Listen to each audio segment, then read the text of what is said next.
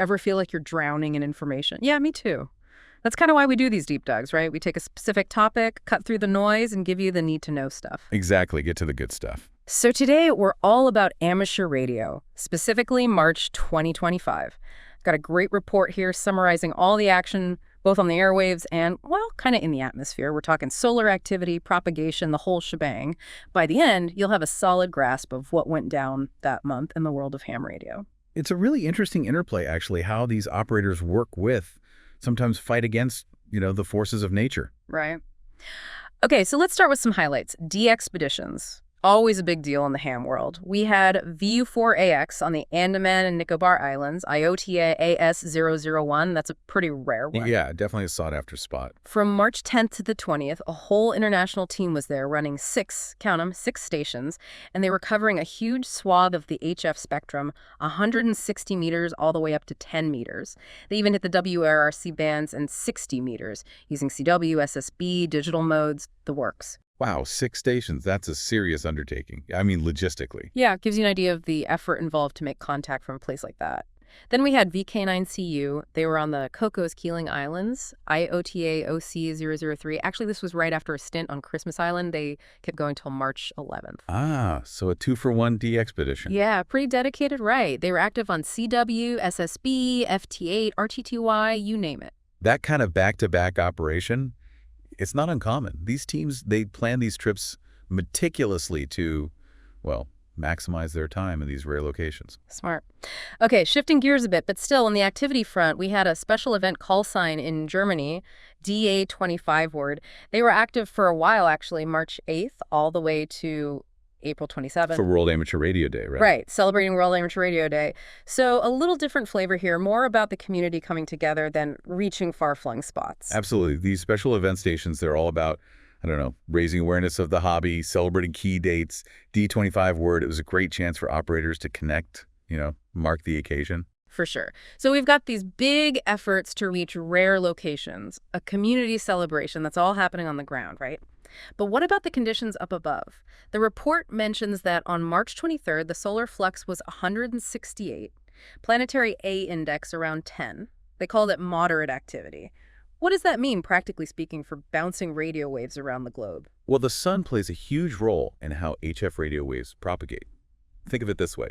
The sun's energy, it ionizes the ionosphere, that layer of the atmosphere that helps those HF signals travel long distances. Okay, so the ionosphere is like a mirror for radio waves, reflecting them back to Earth. Exactly, a natural mirror. So a solar flux of 168, it suggests a decent amount of energy feeding that ionization, which means good conditions for long-distance communication, at least on certain bands. Makes sense. Now, what about that A index of 10? The A index, that gives us a picture of geomagnetic activity. A lower number like 10 generally means the ionosphere is more stable, predictable, so less disruption to communications. Gotcha. But the report also mentioned a fluctuating maximum usable frequency, or MUF.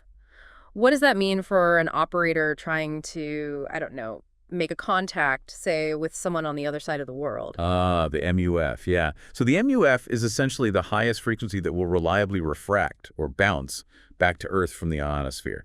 So if the MUF is high, operators might be using 10 or 15 meters for those long-distance contacts. Okay, so higher frequencies for longer distances when the MUF is high. Right, but if it drops, those higher bands might close.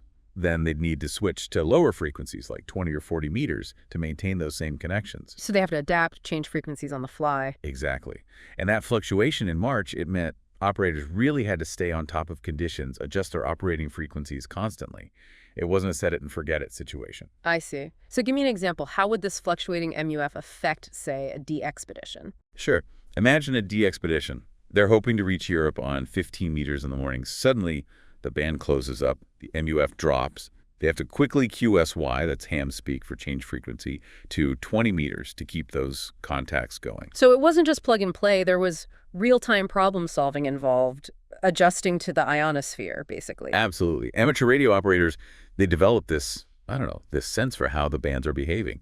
They use propagation forecasts, online tools, but there's also this element of, intuition experience in knowing where to listen, where to transmit at any given time. It's like they're reading the sky, almost. In a way, yeah. So to sum it up, March 2025, we had these big pushes to make contact from the Andaman and Nicobar and Cocos Keeling Islands, a celebration of the hobby in Germany, all happening with moderate but shifty solar conditions that kept everyone on their toes, paints a pretty dynamic picture of the amateur radio world that month. It does. Yeah. And it reminds us that even with all our technology, all our advancements, these natural phenomena, they still have a huge impact on how we communicate across vast distances. Right. It makes you think, doesn't it? We take global communication for granted these days, but maybe it's worth considering how these seemingly distant events, like solar activity, directly affect the technologies, the communities that connect us all. Maybe a look at real-time space weather data, or heck, a deeper dive into radio wave propagation. It might give you a whole new appreciation for those invisible forces at play. I'd second that. Food for thought. Definitely. Until next time.